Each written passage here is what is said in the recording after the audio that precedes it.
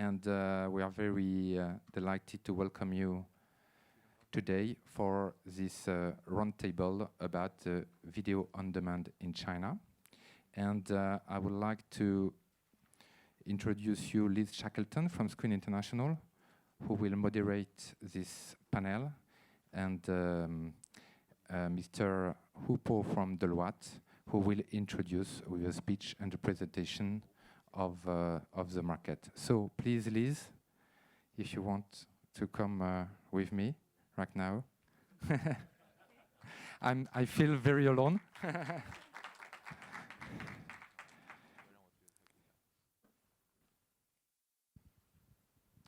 Good morning, everyone. So we're going to start with a 10-minute presentation from Poho from Deloitte, and then the rest of us will take the stage. So please.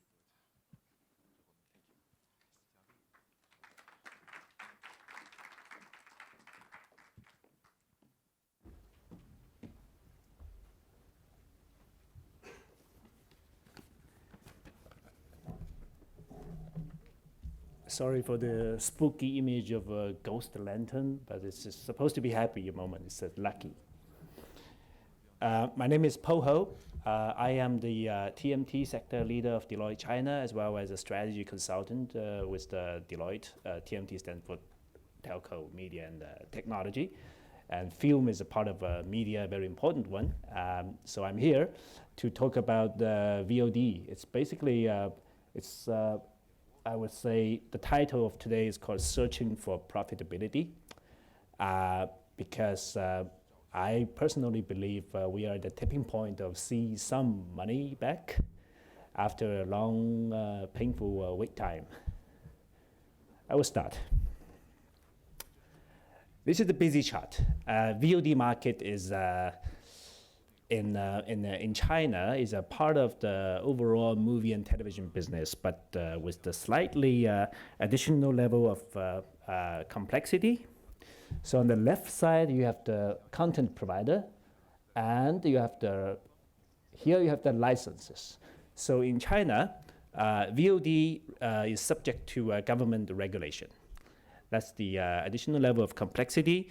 There are different type of licenses, including the integrated service licenses. There are altogether 7, meaning these 7 are the only one, officially speaking, they're the only one who are authorized to get involved in the VOD business. But there are also content service licenses, slightly more. And to the right, there are a lot of platforms. Some of them are what we call, they are the common household names who have the touch point to the consumers. That's the overall landscape, pretty scattered, and overall sad but true for most of these guys. In the past 10-ish years, they don't make money, but the market is booming rapidly. The question is, when can we see some money? Second chart. Before we go to see where's the money, we need to see who are the audiences. In Chinese market, VOD consumer profile is extremely young. So 80% of the audiences are between the age group of 10 to 39.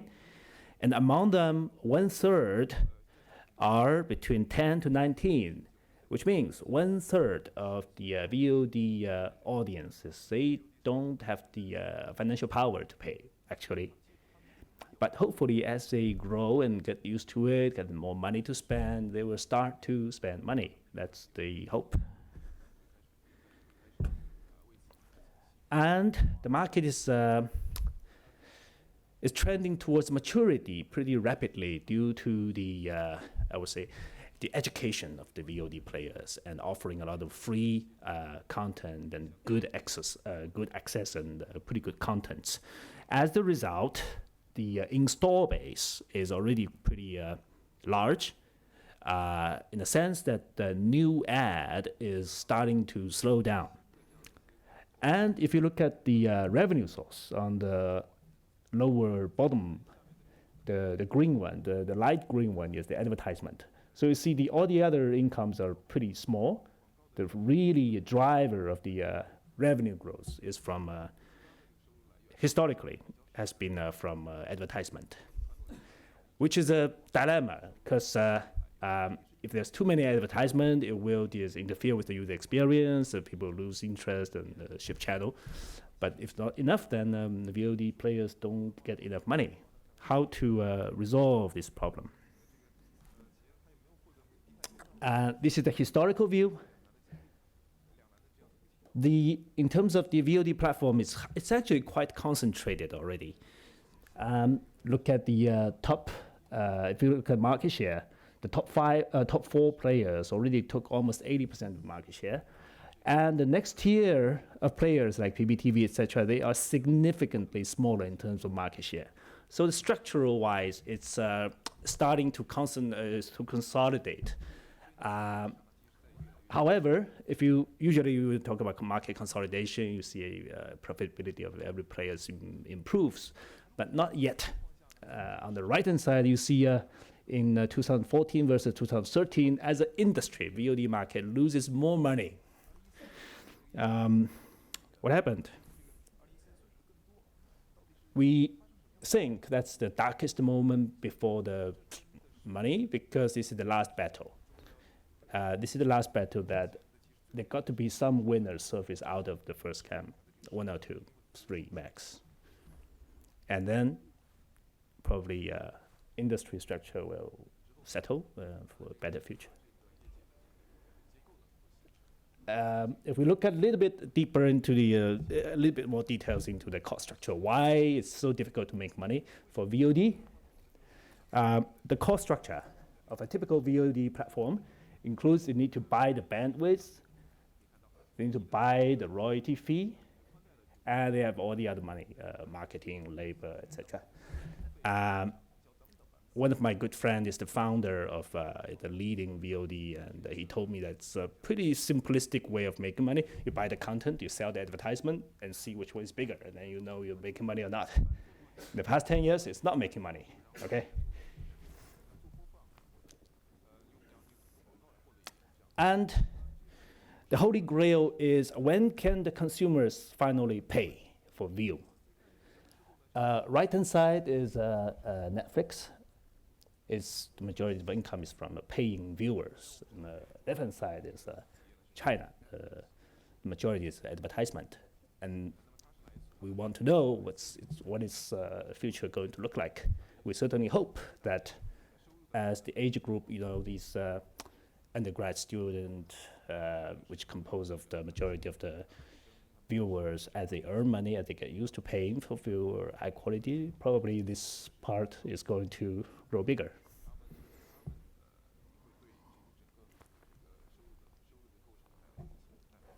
And some of them are trying to find money, and there are ways being piloted.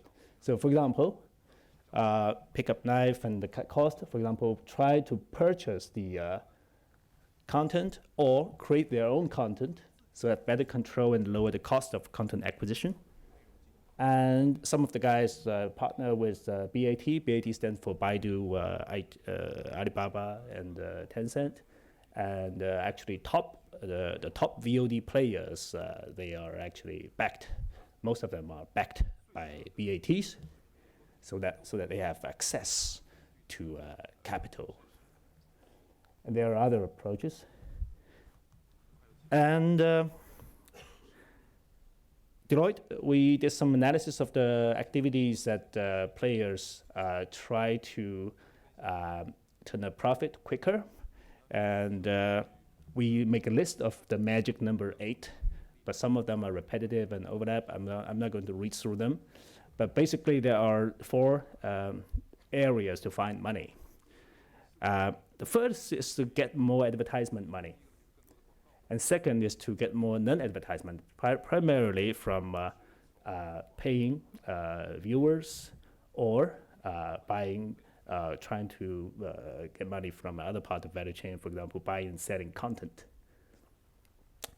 And thirdly, approach is to trying to take cost out. For example, if by industry consolidation, you have better bargaining power against the content creators and the telcos to lower the bandwidth cost. And fourthly, my personal opinion is most important one is to, no matter how hard you try, it has been tried. And there got to be some structural changes. So currently the two-tiered structure, 4 top VOD players plus really a lot of other platforms. If the industry can be more consolidated, probably we can see a profit more sooner. And that makes the end of my presentation. And Lizzie, your floor.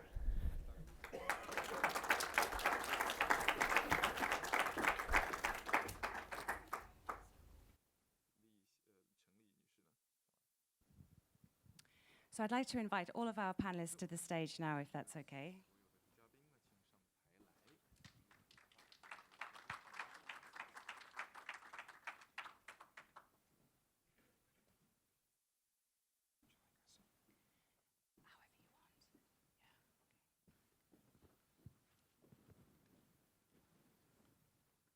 Right, just give us a moment while we deal with technology.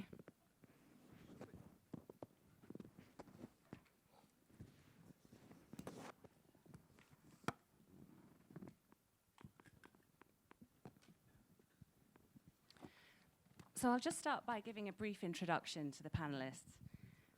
We have Mark Gannis, who is the CEO of Jarflix, which is a company that's involved in lots of different areas, including setting up co-productions and marketing deals in China. But today we'll be focusing on your online activities. You're developing a subscription portal called Wow Cinema in China. So please hand for Mark Gannis. And we also have Li Yensong, who's the Vice President of iQIYI, which is one of China's largest online video portals.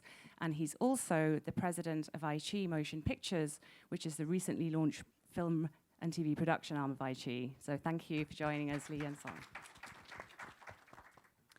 And we also have Alan Huilongju, who is the Senior Vice President of another leading Chinese online video portal, Youku Tudo, and he's also the CEO of Heyi Films, which is Youku's production arm. Thank you, Alan, for joining us today.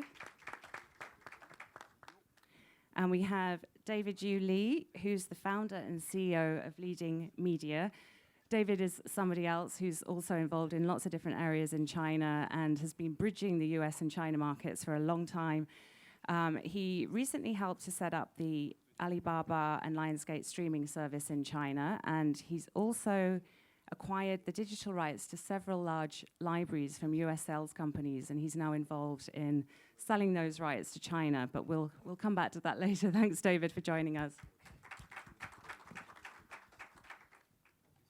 So thanks again, Porho, for that really incredible presentation that really covered a lot of the bases and explained the business models and how the industry has grown really very rapidly in the last 4 or 5 years to become the main source of consumption of entertainment in China outside of the theatrical space, which we know is also growing very rapidly. So it's grown fast, but obviously when something grows quickly, there can be teething troubles. And there's been a lot of excitement about the online video space in the West because China is obviously a market that's not so easy to access, and streaming has been seen as one area where potentially people can access the market outside of theatrical. So I wanted to start by asking Li Yensong and Alan. Basically, we know from Porho's presentation how there's a breakdown between movies and TV and user-generated content. But where is your content coming from? Li Yensong, perhaps you could tell us, can you say in terms of percentage, how much of the content that people are watching is Chinese? How much of it is foreign? And amongst that foreign content, is it predominantly Hollywood?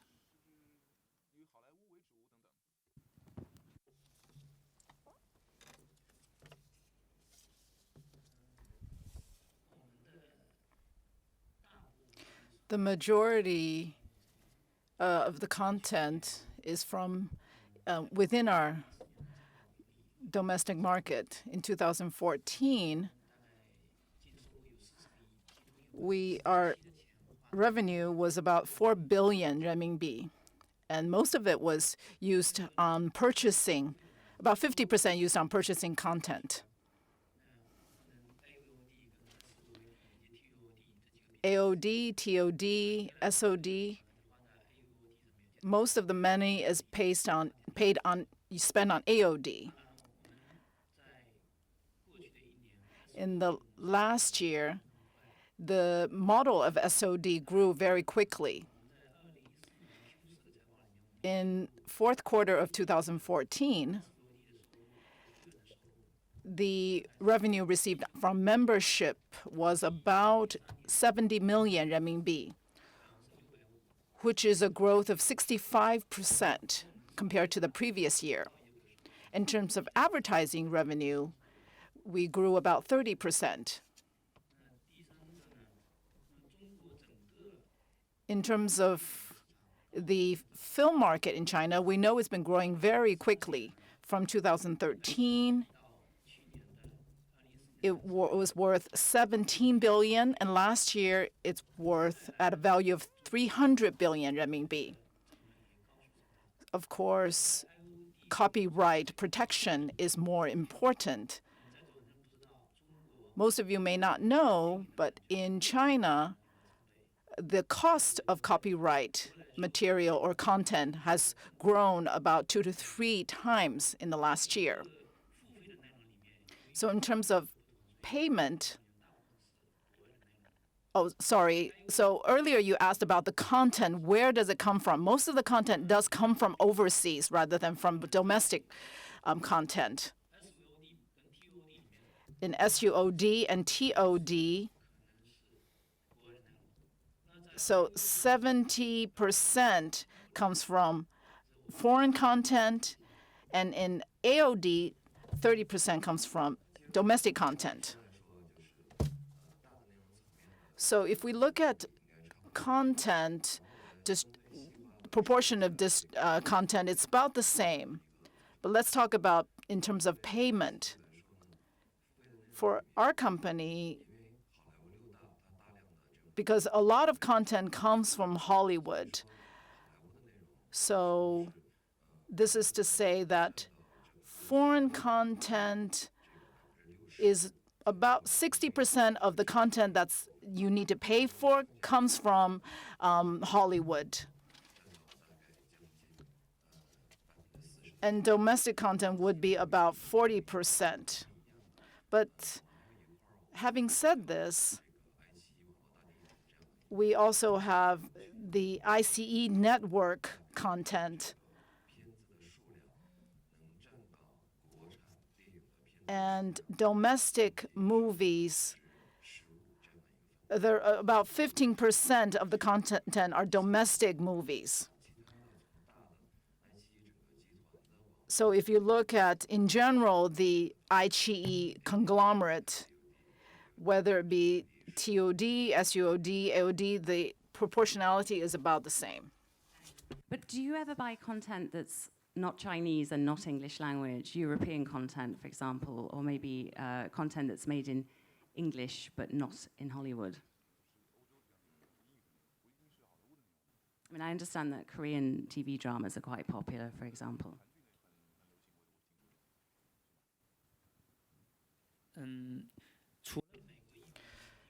In addition to content from the United States, the last couple of years, we've also seen a great interest in Asian content.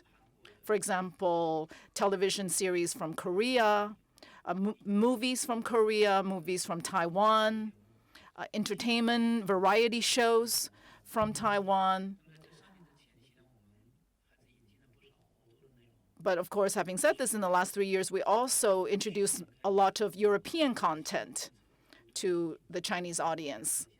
You know, there's a quota restriction to the amount of foreign content that can be imported into China. So it is more difficult for European content to attract the attention of the Chinese audience. But of course, when you close one door, another window opens. There is a possibility of applying for license. But not many people have started applying for this kind of visual license. I think the European companies can consider this route, applying for this license, and this license will allow them to introduce their content in a very effective manner into the Chinese market. Thank you. Okay, thanks. And one more question for both of you.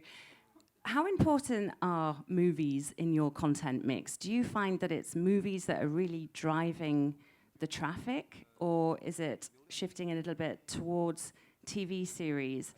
Especially now that in China we're seeing this big shift from watching on PCs to mobile. Do you find that there's maybe a little bit less movie consumption because it's difficult to watch a movie on a mobile phone?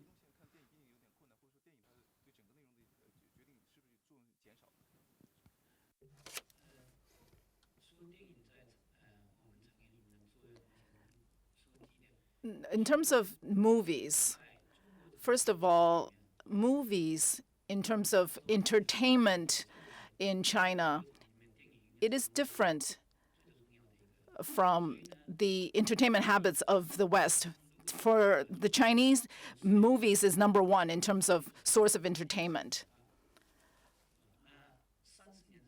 30 years ago, there is no option to watch visual content online.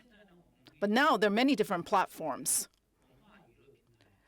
So we create entertainment and cultural platform for the Chinese audience. Last year, we established our own entertainment arm of the company, of the conglomerate.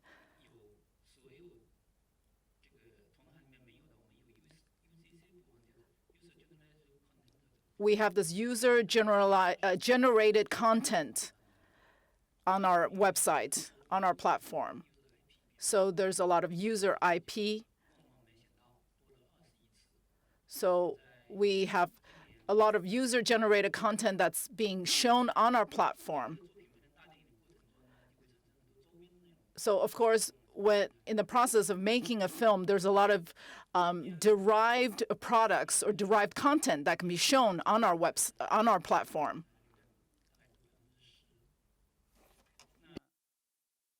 The traffic that's generated on our platform is about 10% for films. But there's a lot of interest in variety shows, in other entertainment programs. And furthermore, in China, I think what is very interesting in the Chinese market is not just the box office receipts, but actually the value of the industry that the industry can generate. Because as far as I understand, in the West, box office receipts only are about 15% of the total revenue that's created by the making of a film. There are other auxiliary forms of income, such as creating products or building a theme park. So let's say if the box office receipts in China this year is 40 billion renminbi, in the future, this number should climb to 60 to 80 billion renminbi. That would indicate a healthy growth or healthy development of the film market in China. So last year, we made a film called Young Boy, and afterwards, we created derivative products, ancillary products around this film, and these products sold very well. Of course, you can make T-shirts, you can make clothes, and we saw that there were certain companies who didn't receive the copyright from us. They sold the T-shirts online and made 600 million renminbi.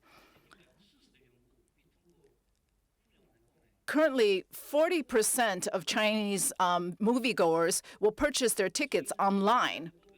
So in the future, I believe these users, these moviegoers will also purchase the ancillary products online. Companies such as Wanda have already started building their own theme parks.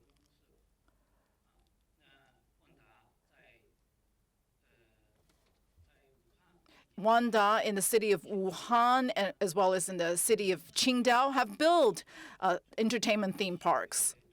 So in the future, we will see more and more theme parks and other derivative products on the market. The core development of Chinese film market should not be just on box office receipts. We really need to focus on the revenue that can be generated by other products. Thank you. Movies are not just driving traffic, but it's also about building franchises across lots of different sectors. So, David, I just want to turn to you to ask you the question that I'm sure a lot of people in this audience want to ask. How exactly do you sell to these platforms? Who are the gatekeepers, and what kind of deals can you expect to get in the current environment? Excuse me. I think one thing that's wonderful is we have two of the biggest gatekeepers in China right here. So. But you can't sell directly to them, can you? Or it's not easy? Yes, we can. We can. Leading media has been in the business of aggregating content, selectively curating content, whether it's theatrical content, library content, for about 7 years now for China. During these 7 years, we went through many periods of ebb and flow. At times, a lot of people are running in. At times, the fire is burning. Everybody's running out. We are determined to do this. So despite the regulatory changes, we're committed to doing this. And I think it really comes down to is how you curate the content that you license or you acquire, taking on that risk and being comfortable with that risk. And then figuring out, based on the landscape of potential buyers, what type of content suits different type of platforms. I think through the process, we've learned a lot in 7 years. We certainly lost some money, but we're in it for the long haul. And with every deal that you make that's successful, you learn something. And for everyone that's unsuccessful, you learn even more. Thank you. But do you generally, when you're selling to the platforms, do you do a flat deal? I'm guessing because it's an ad-supported model, it's not a transactional model usually, that there's no revenue sharing. Yeah, we do both. We do some revenue sharing models, and we have also flat sales ones. Depends on the film, and also sometimes we sell individual films. Sometimes we sell packages. Again, depending on the appetite for the product and various buyers' needs, we want to, because we're really in a B2B business. The aggregators directly, they're in a B2C business in a way. So we need to satisfy our clients. And how does it compare in terms of prices to, for example, selling to Chinese television? I know it's difficult to compare apples and oranges, but in terms of the money you can expect to get from online platforms. We haven't been in the business of selling Chinese products. For Chinese products, we actually get involved with the sales of the Chinese product going overseas. Leading media is also involved with co-productions and involved with like Gone with the Bullets. We help film get produced and sold. But in terms of working, I couldn't speak on whether the movies sell for more or less. But I could tell you that a film that is theatrically released in China as a foreign film is worth a lot more than one that's never been released. Right, so it's still the old model that theatrical is driving the value of content in ancillary markets. Okay, thanks, David. So, Mark, one thing that we've been talking about a lot today is for the market to progress, it needs to move towards a pay model. And your platform, I believe, is a subscription model. So can you talk a little bit about how you can actually carve a pay model in the China market? Is it possible when it's become so strongly established as something that viewers expect for free? Well, it's necessary for the future. It will not be easy. It has not been easy. And the pay model is not just subscription, but also potentially pay-per-view, transactional video on demand as well. We actually just have an example of one. We, as part of our arrangements with Paramount for Transformers 4, we have the rights for a number of years exclusively within China. And we did a pay model for that, and we actually doubled the going rate from 3 to 5 RMB to 10 RMB. We created additional platforms with China Mobile and some of the IPTV companies, as well as our own platform. And we did multiple 7 figures of business, which is a pretty significant number in that market. That took a great deal of anti-piracy efforts as well, as you might imagine. But wasn't that, you had an amazing anti-piracy campaign, but wasn't that quite expensive to do? It was. And that's really what it comes down to. In order to create a subscription model and a pay model in China, it will take a multidisciplinary approach. You must look at anti-piracy, you must look at regulatory, you must look at creating value-added consumer content and value-added assets so that they're not just getting what they otherwise think they would be getting for free. And you've also got to change a bit of the mindset. An example, two nations that are relatively close to each other, Japan and Korea. In Japan, there's virtually no piracy. In Japan, there's still physical distribution of DVDs. In Korea, there's virtually no ancillary revenue for movies. And that's a cultural shift. So in China, the history has been more like Korea rather than like Japan. It needs to move more into the notion of if people want something of value, they'll need to pay for it rather than always being able to get it for free, even on advertiser-supported websites. This is one of these two gentlemen run great companies. There is a tremendous advantage, say, to an Alibaba, though. I will tell you, there's a mindset advantage, and that is that when a customer goes to Alibaba, they're expecting to pay something. When a customer goes to some of the advertiser-driven websites, historically they don't pay. They're expecting to get things for free, and it's a very difficult thing to convert people who are used to getting something for free to actually paying for something on the same site. Interesting. So, do you think then, in that case, that if you were selling through an Alibaba website, you were selling movies, people are more likely to pay for them on that website than a differently branded website?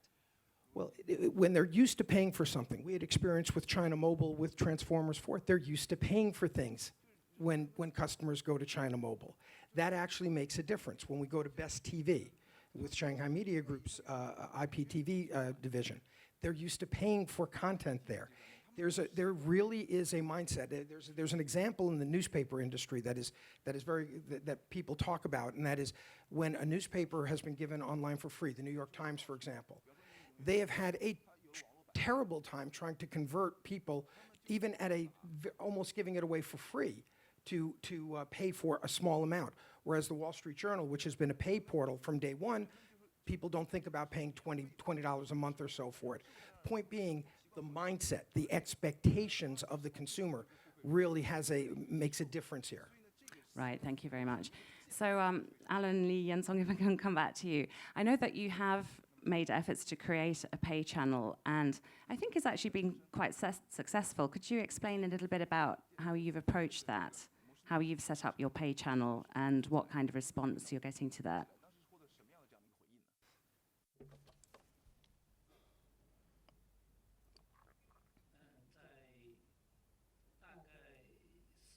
About 4.5 years ago, in China, we were the first to establish this pay channel. And I remember the first movie that I had purchased was Inception by Warner Brothers. I spent about 1 million renminbi, purchased the film.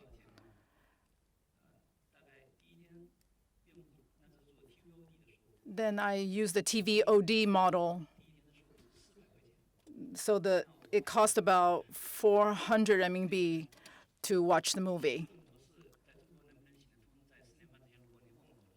So then if you ask me, would this model work, this pay channel, I would say, well, I'm not sure. But in the last 4.5 years, we've noticed a few significant changes in the market. The first change is the change in the payment model.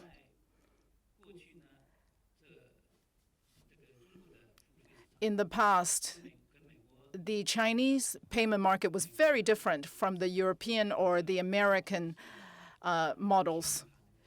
With Netflix, you use a credit card to pay for a movie that you watch.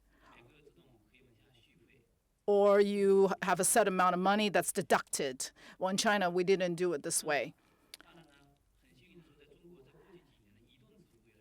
In China, mobile payments has become extremely convenient. For example, let's say 4.5 years ago, we only had 1,000 users who would use TVOD. That would mean very small amount of revenue generated by the advertising placed on the payment channel. But today, we've seen the willingness to pay for content has increased by 20-folds.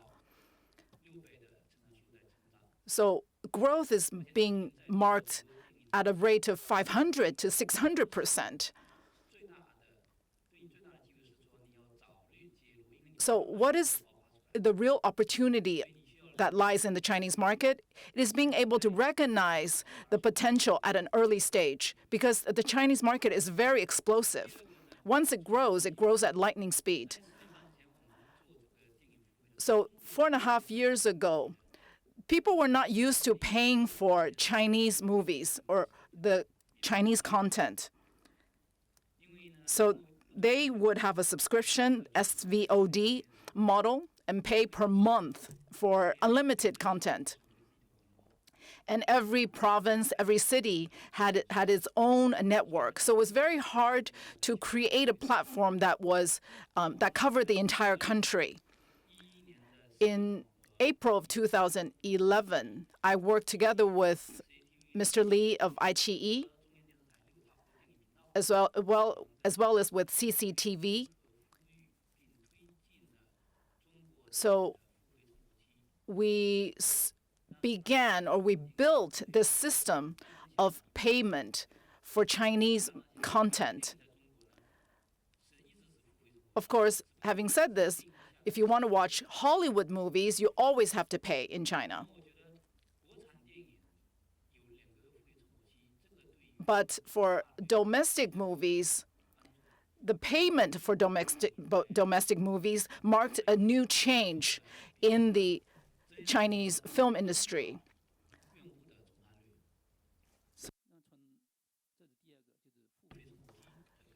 So the payment system has changed in China.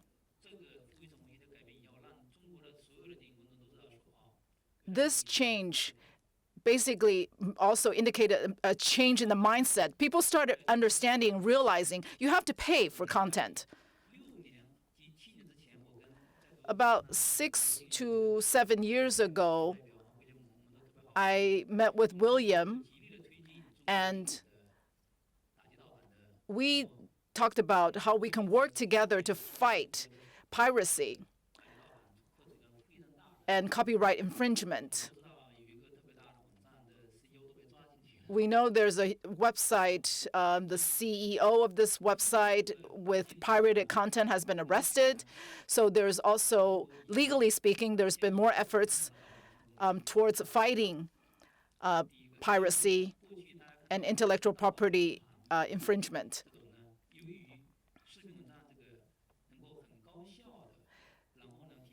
So if our platforms can provide high-quality content in a very short time, then these pirated websites will have no right of existence. Also, as we've seen, the video market has grown very quickly in China. I think 60% of our users are mobile users, mobile device users.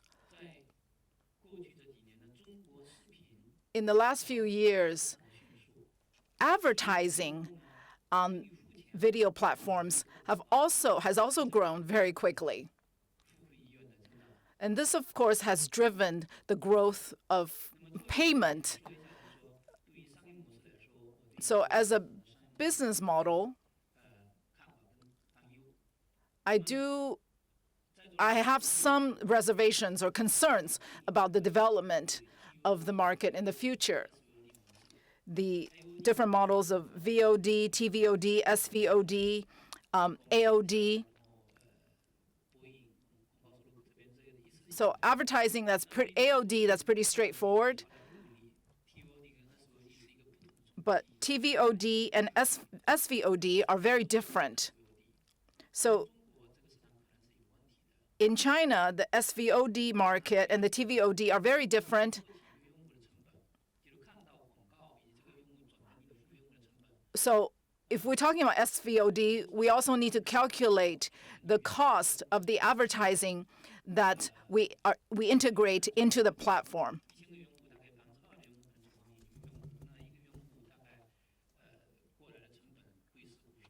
So let's say, per 1,000 user, one hit on the advertising would, say, cost per user of 2.5 cents.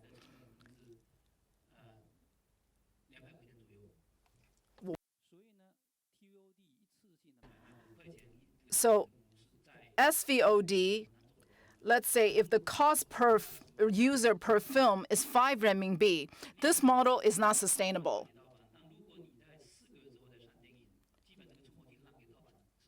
But if you don't, and also there's also the issue of providing the content in a speedy manner. Because if you wait too long and you provide the content 4 months later, then you give great opportunity to those pirates, if you will, to provide the content ahead of you. So there's also issue of urgency.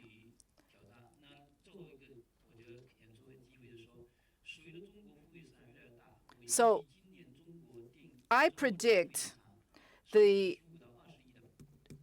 Chinese payment market will be worth about 1.5 to 2 billion renminbi, and in next year it will grow to 5 billion.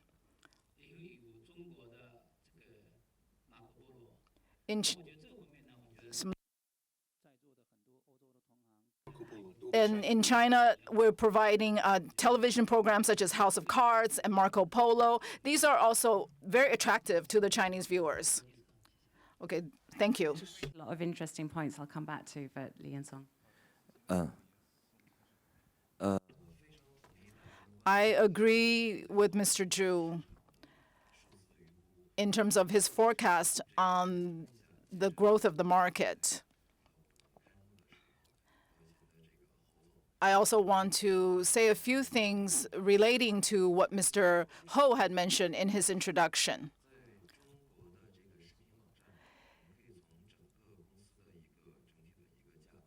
If we look at the structure of our company in relation to the video market in China, 3 years ago, we started testing the waters in terms of the payment model.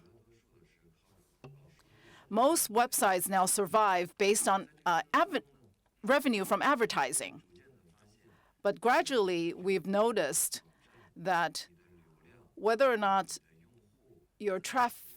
how fast the traffic grows or the number of users grow, there's still going to be a bottleneck that you'll experience, because there's cost of purchasing the content. Usually that's always underestimated. And there are also certain cities or certain areas that we cannot provide enough content.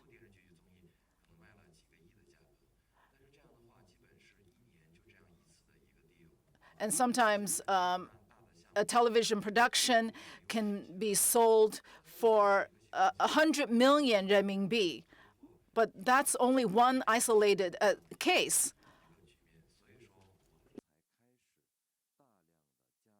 So for us, we need to speed up the work or the effort that we're making in creating a payment model. At this moment, movies, because movies are very attractive, very influential, so we need to create a platform that provides more movie content for our users.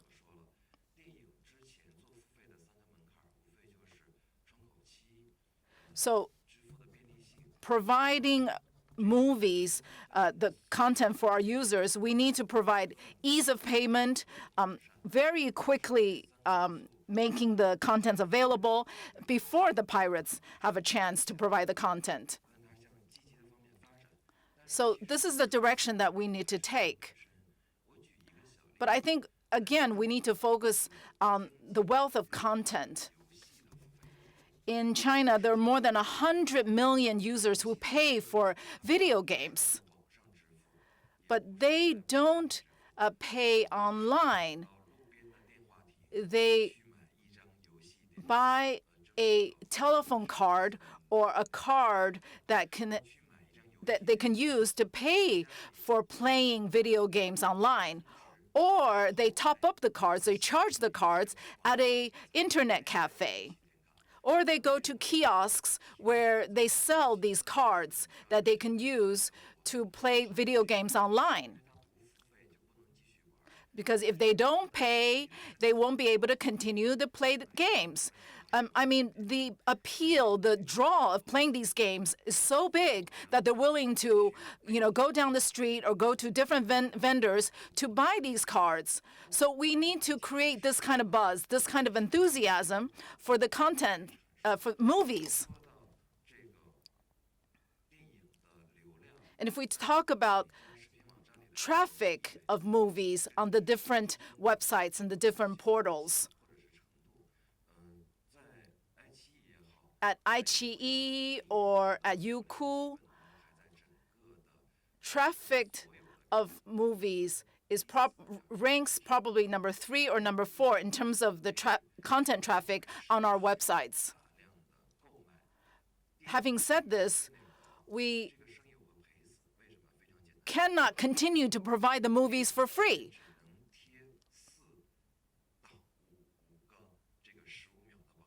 Because for every movie, you can only tag on 4 or 5 seconds of advertising. But for television series, for the episodes, you can tag on more advertising. So for movies, it is not profitable at this point. So we need to reevaluate the different business models. So it sounds like actually it's easier to get people to pay through mobile phones than when they're on a PC platform through cards and apps. So we might, as people shift to mobile, we might see the pay model growing there. David, did you want to say something? Oh, right, sorry.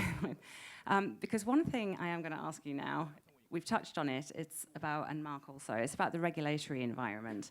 Now, I've been covering this sector for 4 or 5 years, and it was completely freewheeling. It seemed like it was only self-censorship. All kinds of product was being screened that you would never see on a theatrical screen, and lots of TV series that you would never see on broadcast television. Obviously, that's all changed now. As of April 1st, new regulations were brought in, and this may potentially have an impact on piracy. So which one of you would like to explain what the new rules are and how they might affect the market? Happy to get it started.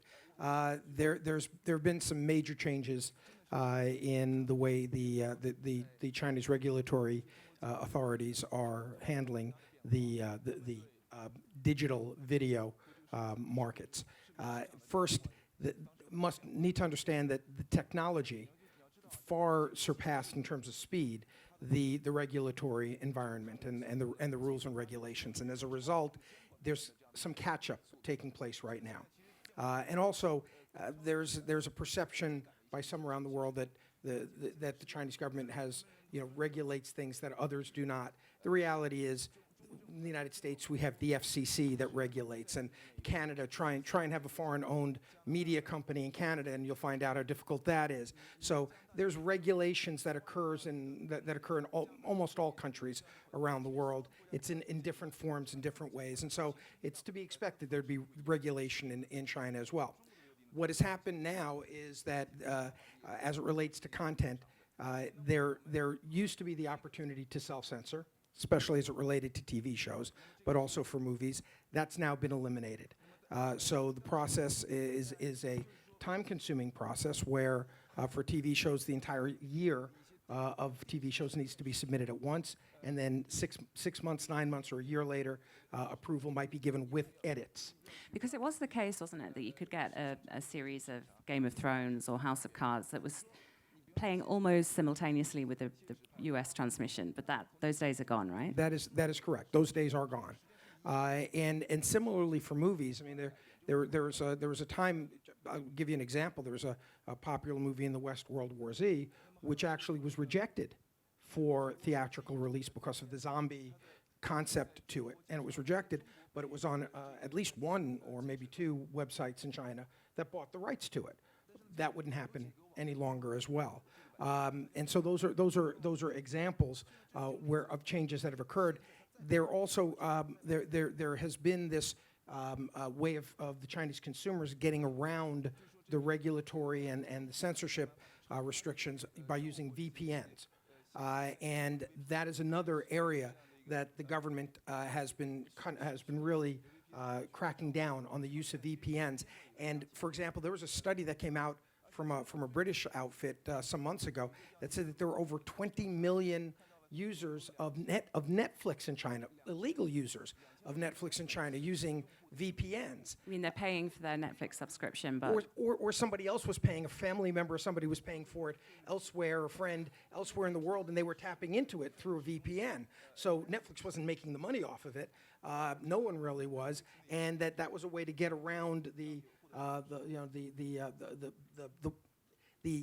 first getting whatever content you wanted through it, and also getting around any censorship-related issues. So those are and these regulatory matters, which now may seem that they're new. They really are just playing catch-up, and there's more to come. An example is that our partner in China, China Movie Channel in 1905, actually owned the sole license to import movies for digital distribution, similar to China Film Group having the license to import movies for theatrical distribution. Now, China Film Group's license is well known and has been well enforced. I suspect the time will come soon when the other license, which is also under an entity under SARF, a state-owned enterprise, will also be enforced as part of the catch-up process. So everything will have to go through 1905? Not everything. If it's theatrically distributed and approved, it'll be able to go through. If it's approved for television, if it had been approved for TV, it'll also be allowed.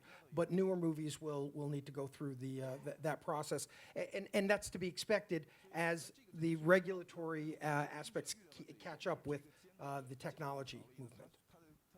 And what about, is there a change in the ratio of local to foreign content that can be on these platforms now? Because I heard there was going to be a quota. Did that happen? Yeah, I believe the quota is now 7-to-1 of Chinese content. Maybe, David, you could correct me if I'm wrong with that number, but I believe it's 7-to-1 is the ratio of domestic content versus imported content. Is that correct? That's the ratio. And that also should make Chinese content more valuable and actually cause the creation of more Chinese content, which is part of the intent. I believe it's 30% to 70, but 70-30? Yeah. 70-30, I'm sorry. 70-30. Yeah. But I think the regulation, again, just to add to what Mark was saying, considering the time it took to begin to regulate this, and if you compare it to how censorship occurred, for instance, in America, it took American film industry the initial 30 years to figure out censorship. different states throughout America had different censorship boards that censored movie differently. So when you made a movie in America back then, you would have 40 different versions because each state, based on the religious belief, based on how conservative they are, their individual film commission will censor film differently. Imagine trying to make a movie in that time period. It took over 30 years for the content producers to then get together and say, this is not working out, we're not making any money. How do we self-censor? Then they came up with a production code. Production code in America said, we will abide and not make movies on these things. And then after production code was gone for several years, several decades, then the rating system was introduced. So if you look at America took over 50, 60 years to get to where it is now. And these changes in regulatory is actually directly related to the market economies, right? You had the rating system because foreign films were being imported to America that were sexier, that had stuff that the film studios couldn't do. So they said in order to compete, we need to make films that are rated R. And then later on, there's television. So in order to compete with television, the film industry had to go and change themselves again. So it continues to change itself.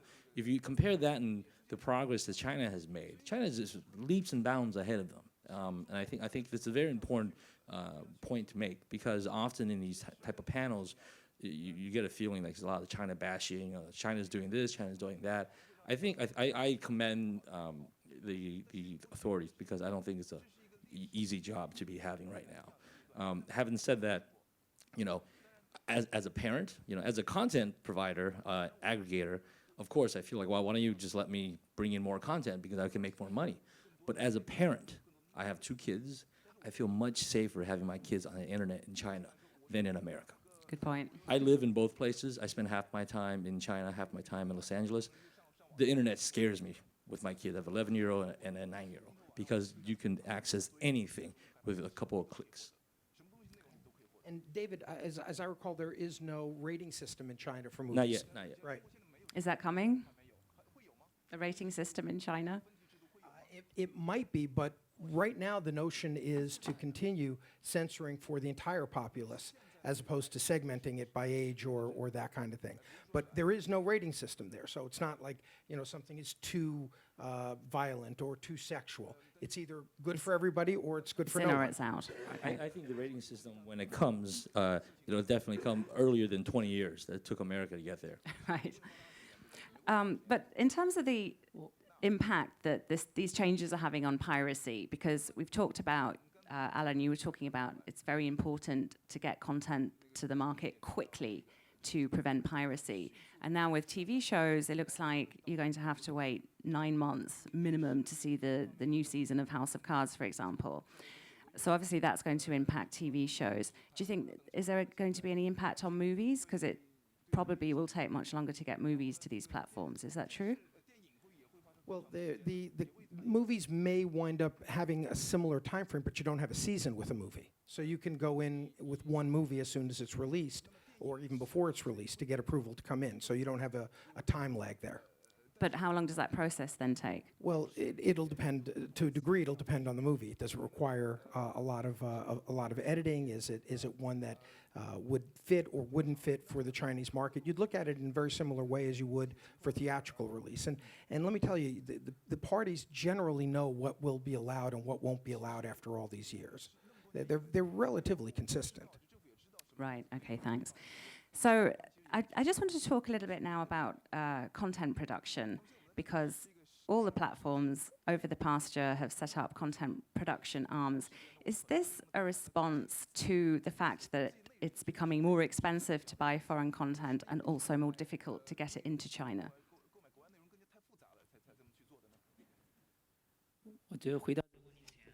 Before I answer your question, let me talk a little bit more about censorship so people can understand more about censorship in China.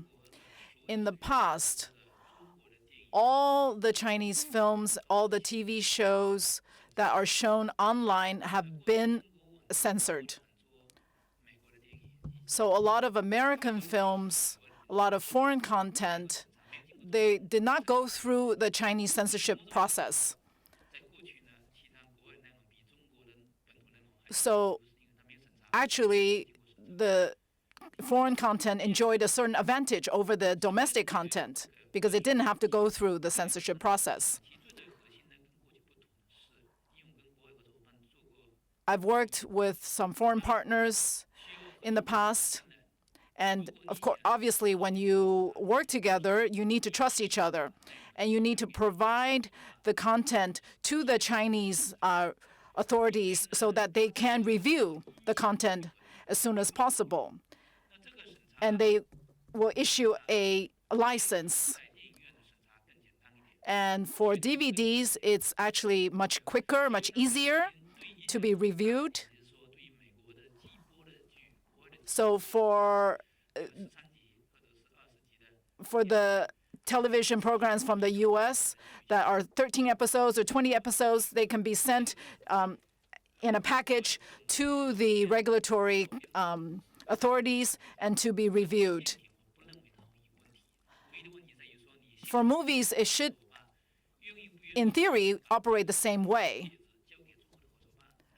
So, for example, if we work together, you give me the content and I will submit it to the authorities and have it reviewed before it is officially, it can be shown officially. But the TV shows that are being filmed on an ongoing basis, for example, it's filmed this week and then is shown on television next week, that will provide certain logistic challenges. But if you give all the 13 episodes or the 20 episodes in one swoop, one fell swoop, that would be much easier. Thanks. Okay. And going back to your content production, because that's a fairly new development. And obviously, your content has to be censored as well. But it seems it's becoming almost cheaper to produce content than to acquire it. So can you both explain a little bit about why you've set up film production at Arms and how you plan to grow those?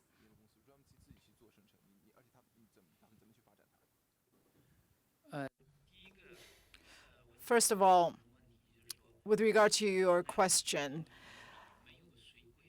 there is an issue of price difference with purchased content or self-produced content.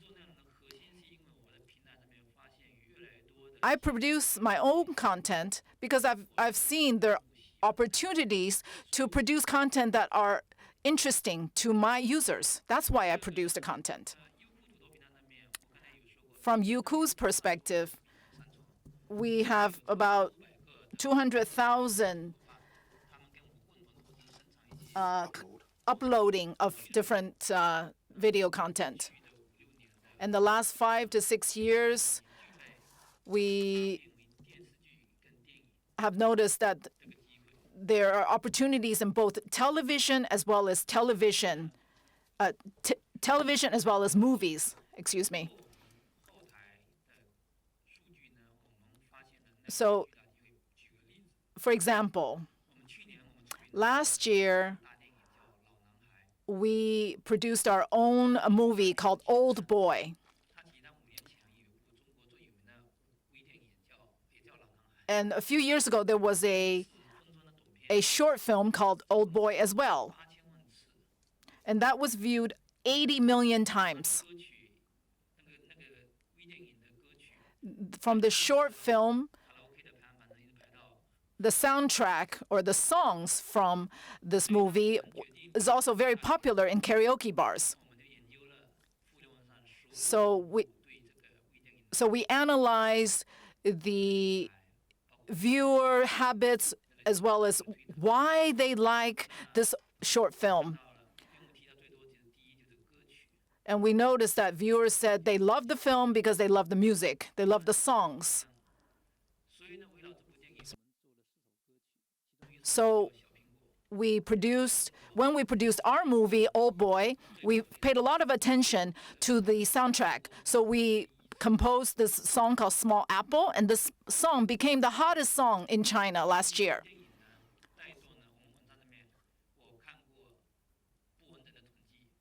I've also seen statistics that the Chinese audience has made their own videos with them singing the song Small Apple or dancing to the tune of Small Apple. There are more than 110 million videos related to the song. So we see that the Chinese audience is more creative, more interactive. So in the future, when we produce content, we need to keep this in mind. And we need to create content that will allow them to produce sort of fan video. So earlier, I also mentioned that there are a lot of ancillary videos created from the song Small Apple. And also branding of content. For example, Old Boy became a brand, and all the ancillary products that stem from this Old Boy brand brought in a lot of revenue. And there will be sequels, Old Boy 2, Old Boy 3.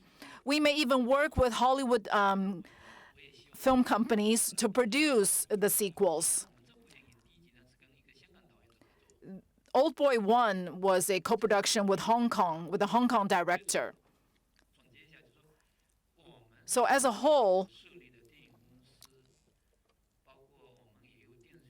all of the companies that we work with in terms of movie production or television production, they are both viewer-driven. And we don't need to think too much about the cost of purchasing content or producing our own content. The point is not in the cost. The point is in how much revenue we can generate. So we need to put our value on the environment to understand how the environment is evolving. Thank you. Very good point. So because of the user-generated content on your platform, you know what the audience is interested in, and you know how to build franchises around that.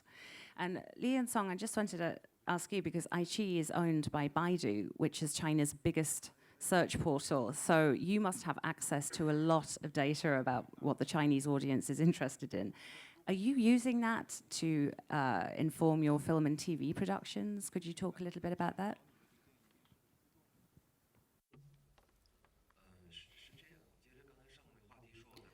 Let me continue on the thought that was started by Mr. Zhu. iQIYI has a lot of television shows, a lot of variety shows in our content database. And we want to move in the upstream of the content stream. So we are very much a production facility, if you will. The moderator also asked earlier, what do we do with all this content to create a package, a service that is interesting to our viewers, to our users? And do we purchase content that has already been produced, or do we produce our own content? Now, witnessing the fast changes in the last few years, we know that there's a lot of content that may have been very successful on the television platform, but don't work on the internet platform. So we need to distinguish the difference, the habits between the television viewer and the internet viewer.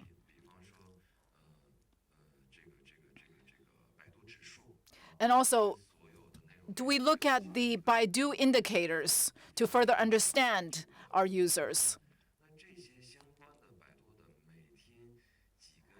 On a daily basis, there are hundreds of millions of products or pages being viewed on the Baidu platform.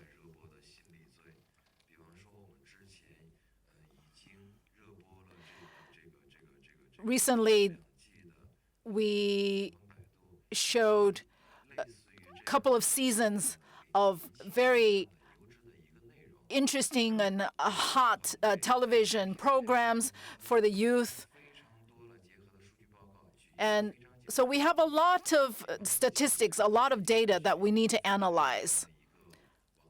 For example, there's a internet program that is kind of a mix between mystery and thriller, and that follows the American style of producing programs per season, different, for example, a number of episodes per season. So we've seen that a lot of new content that's on the internet that follows the American narrative or the American way of storytelling is very popular. And how can we then repackage this quote-unquote American content with the data that we have collected in iQIYI, which reflect the Chinese interests?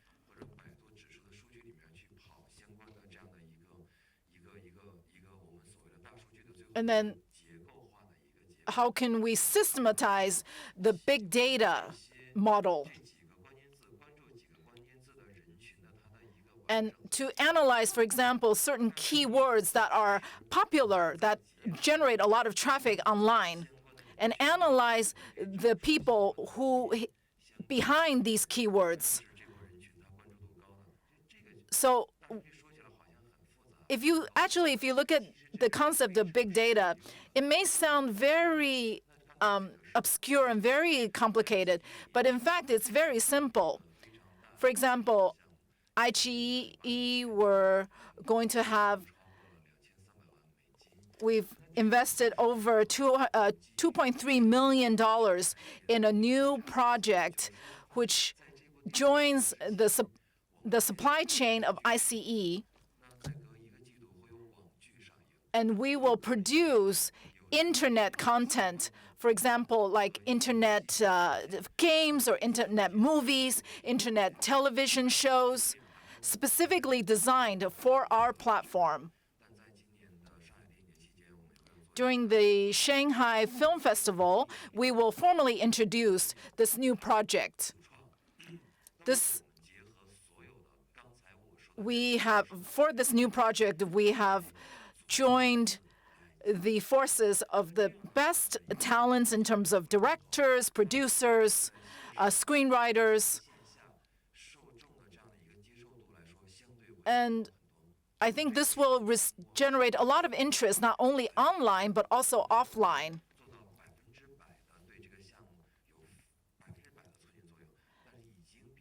I think perhaps the new project, we don't know how successful it will be, how much interest it will generate, but at least we're doing something new. And in the next year or two, through additional projects,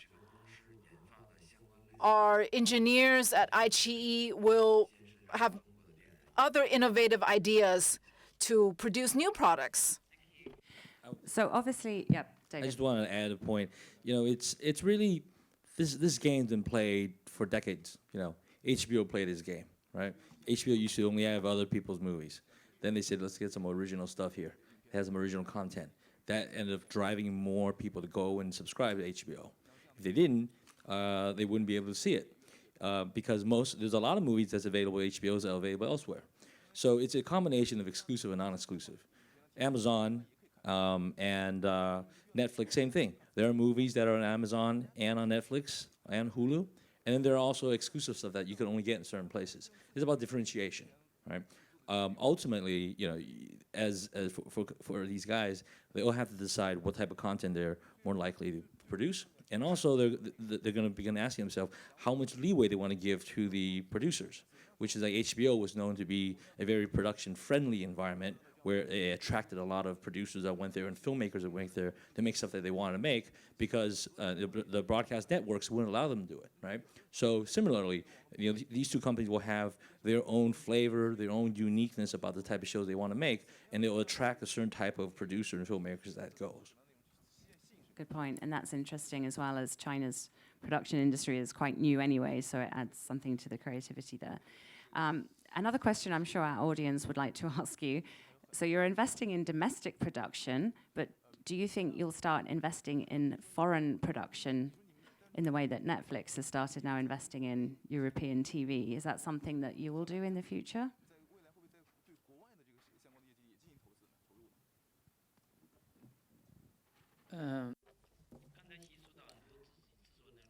Earlier, we talked a lot about the contents that we produce ourselves.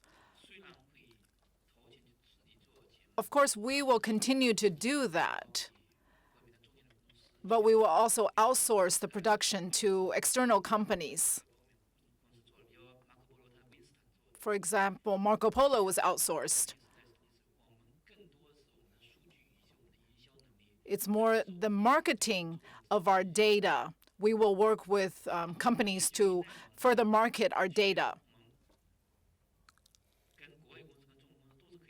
We are open to working together with Chinese companies as well as foreign companies. As far as movies are concerned, we've always worked with foreign production companies.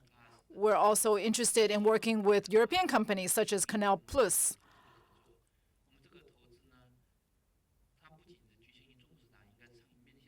I think the scope of our cooperation should not be limited to just the Chinese market. It should cover the entire world. Furthermore, in addition to outsourcing and producing content on our own, we are interested in talking with foreign companies, how we can explore together not only the Chinese market, but also the Asia-Pacific market. If we look at the Asian market, it isn't just the Chinese market. It's also the Japanese market, the Thai market, the Korean market. The developments in the Korean and Thai markets are also very impressive. So if we're looking at making big budget movies, we need to focus not just on the Chinese market, but also on the entire Asia Pacific. There are many opportunities. It's possible in the future that there may be a film that's co-invested by iQIYI, Tencent, and Youku. That would be very interesting.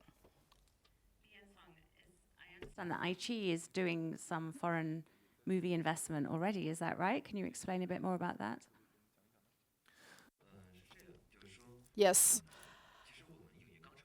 When iQIYI was first established, we had already started talking with European as well as American companies. We started exploring possibilities to collaborate already from the get-go.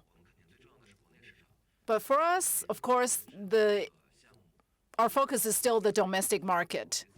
But the fact that we are here in Cannes indicates that we are interested in collaborating with foreign companies. We also go to Venice, we go to Busan, we go to various film festivals.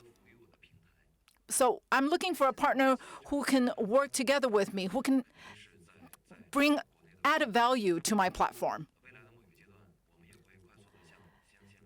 In the future, we are going to extend our reach to other areas in Asia and to the world. And vice versa, I think foreign companies are also interested in extending their reach into the Chinese market. But of course, before you actually strike a deal, it is very hard to say concretely what has been accomplished.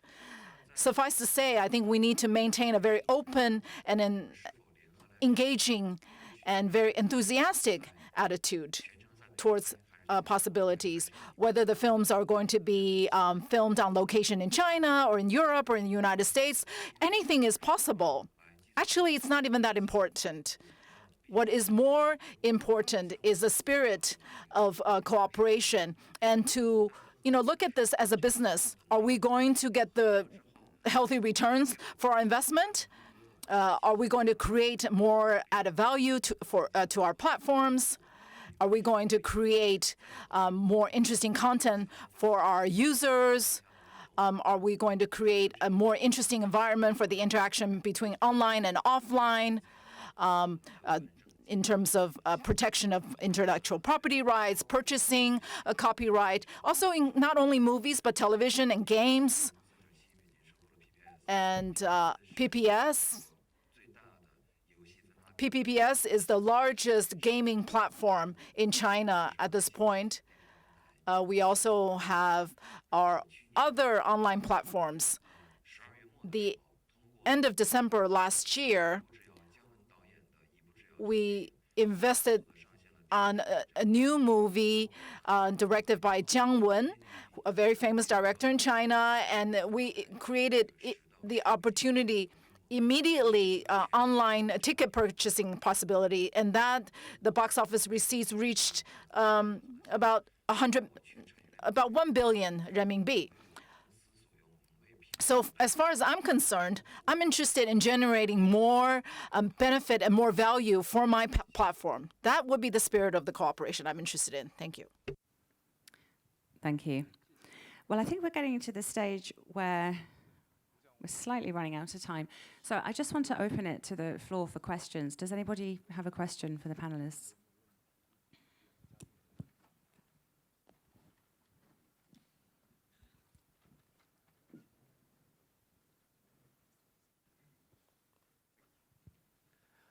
Hi there. I've got a question for Mr. Chu and Mr. Li, primarily. I understand from a friend of mine who's working with Amazon on a fairly large piece of exclusive content, that they are being paid well to make it, but they will not share in any of the revenues that it creates if it's a big hit or a small hit. For the content that you are going to create exclusively, would you see yourselves doing the same, or would you look to structure deals to share the success of that content if it makes a lot with the creators? 您刚才这个 You are talking about the collaboration model with Amazon? Yes, we have currently this collaboration model.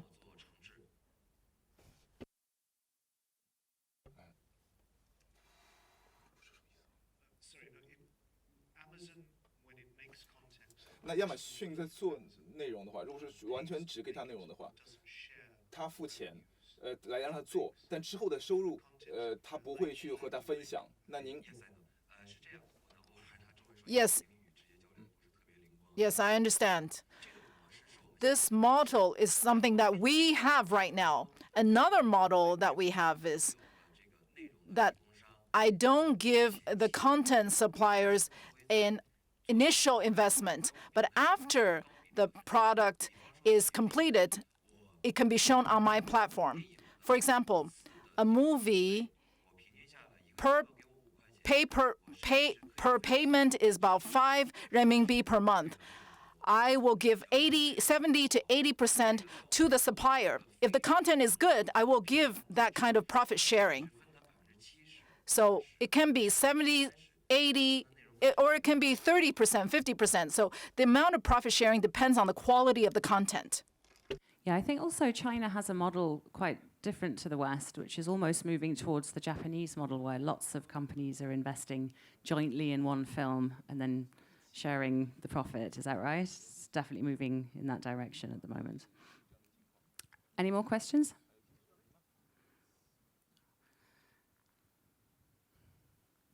Yeah, I'm from Ultra Group from India. 2 questions, any of the panelists. There are certain restrictions in importing foreign films in China. I think there are some caps. So is it applicable to VOD platforms also? One.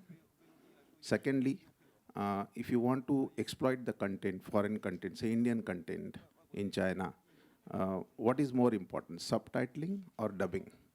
This I'm asking because we have a library of more than 600 movies for VOD platforms. Thank you very much. Who'd like to answer that?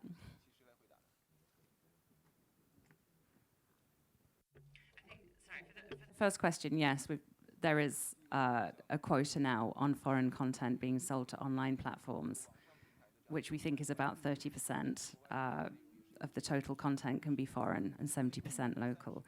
But that was an interesting question about, should people subtitle or dub?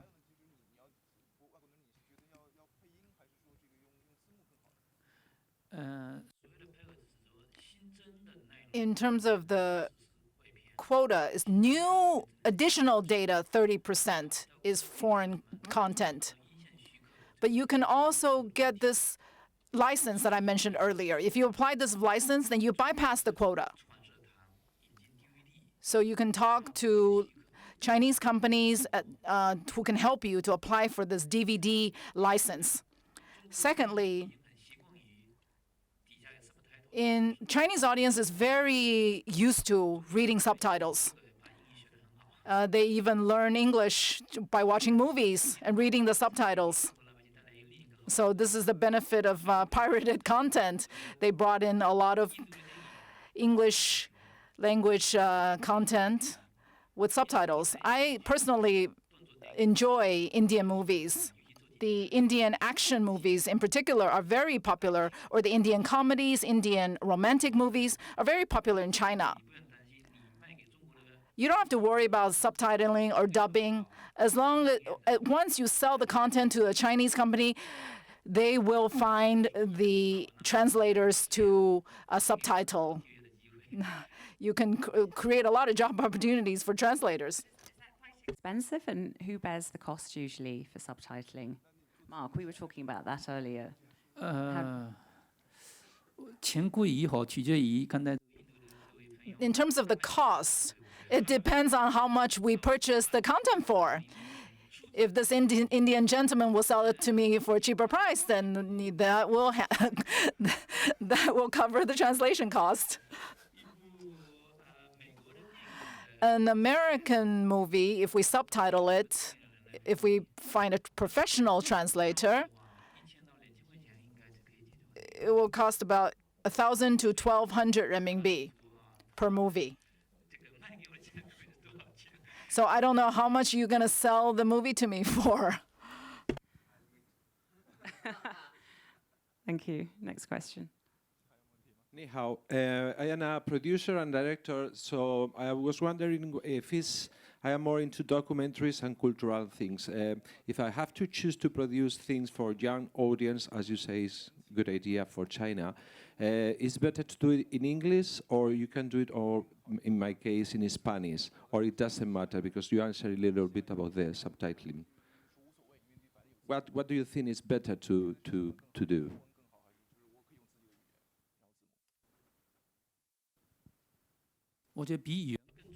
I think what's more important than language is content. The documentary market in China has been growing very fast. Have you guys ever heard of this movie, China on the Tongue? A Bite of China, I guess it's called. A Bite of China. Does anyone know this movie? If you know it, can you raise your hand? The Chinese documentary, A Bite of China, that's the name. This particular documentary was produced on the request of the Chinese government. So this means that the documentary market is going to grow faster and faster. So I think rather than focusing on language, let's focus on the content, the quality of the content. It can be in Spanish, it can be in English, in French, or in Hindu. It doesn't matter. We can subtitle it.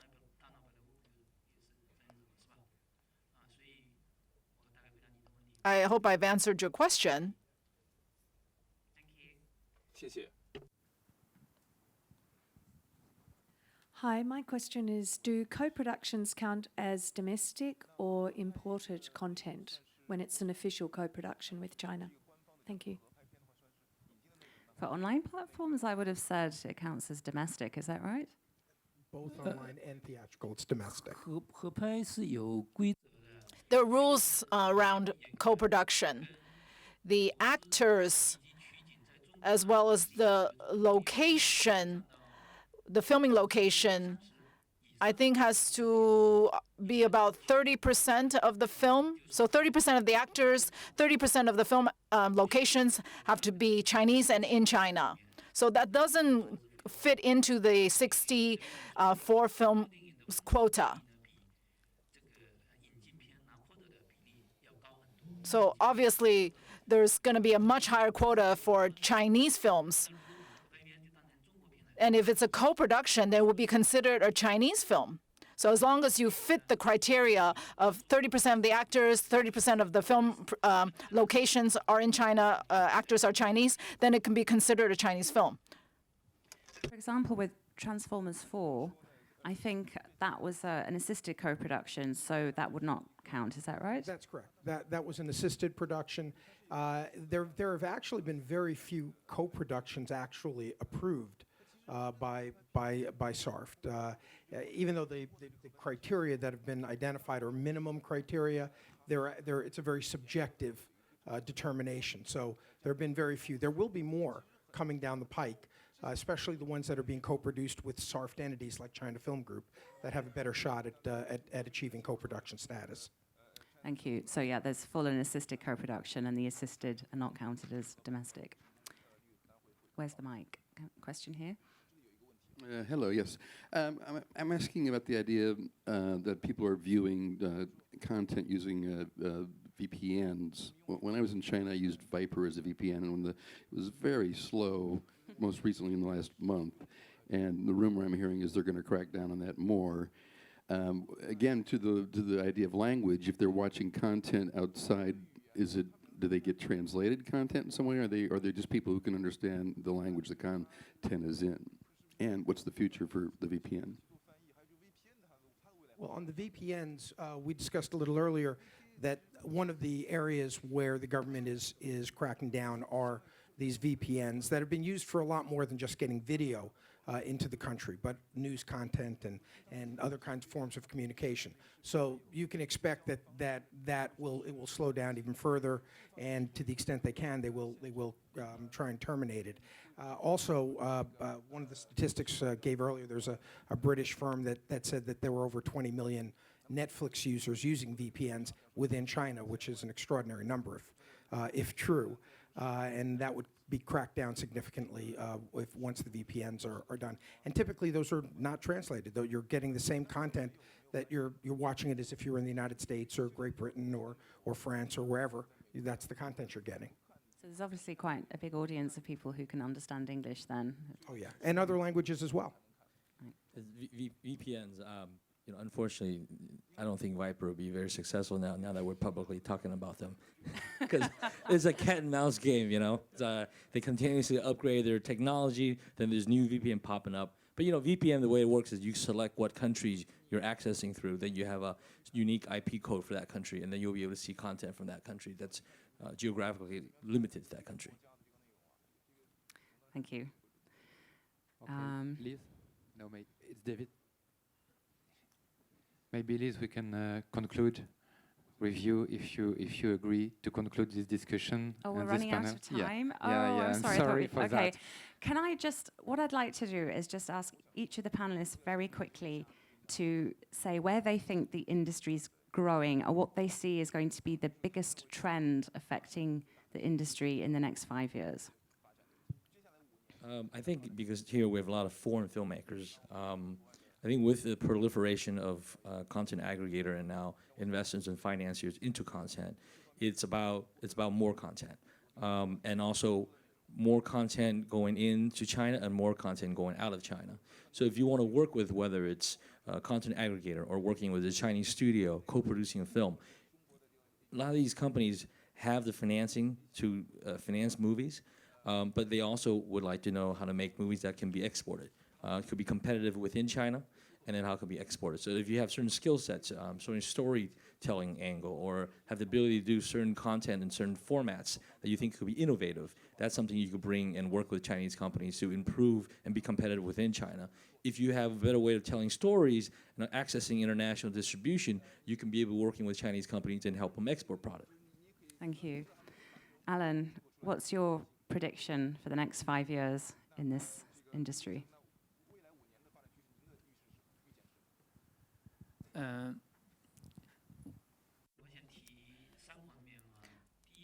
First of all, if we look at the VOD market in China, one is payment or free content. In terms of movies VOD, if we provide it for free, then this market will basically stabilize. But in terms of SOD and TVOD, I think SVOD will be weaker and TVOD will grow. Or rather, SVOD market will be worth about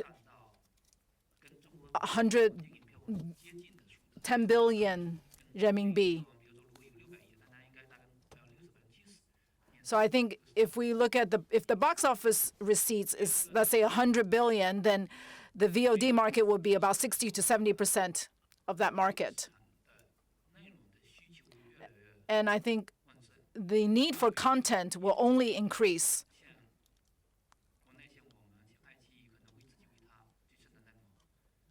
iQIYI will start to produce our own content, and we'll work together with other payment platforms such as HBO or Netflix, Cinemax. So there'll be a lot of cooperation with these foreign platforms.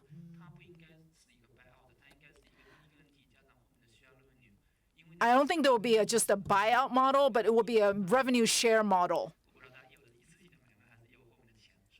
Because, you know, I think most people are interested in the residual income. And I think the VOD market has a great impact on the entertainment market in China.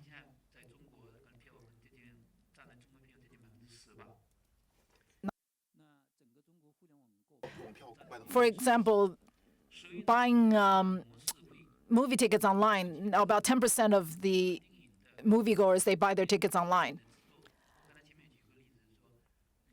And if we look at production of content, I think this market is not only going to be open for Chinese companies, but also to European companies and American companies. Have we really run out of time? I'm sorry, but we will have to okay. really to conclude. So, but you can grab these guys afterwards if you have more questions. Thank you very much. And thank you. Thank you to Liz, thank you for our panelists.